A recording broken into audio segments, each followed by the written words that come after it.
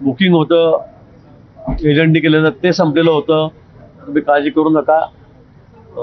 काही म्हटले आपल्याला पैसे नाही आहेत, ती व्यवस्था आम्ही त्या ठिकाणी करून देऊ.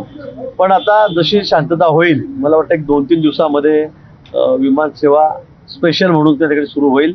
सेंट्रल गव्हर्नमेंटकडून त्याच्याकडे संपर्क आहे. त्यांच्या एम्बेसी सुद्धा त्याच्याशी सुद्धा आम्ही त्या ठिकाणी बोललो होतो. मला वाटतं एक 2-3 दिवसामध्ये जशी परिस्थिती निवळेल त्यावेळेला आपण त्यांना इकडे आणू. आम्ही 2 विमानं विशेष विमानं तिकडे पाठवली आणि मला वाटतं आता त्यांचं टेक ऑफ देखील होईल आणि मुंबईमध्ये या ठिकाणी त्यांचं आगमन होईल. यामध्ये सर्व लोक आपापल्या परीने मदत करतायत. ती दोन्ही विमानं देखील या ठिकाणी येतील. जवळपास 174 काही लोक त्या विमानातून येतील.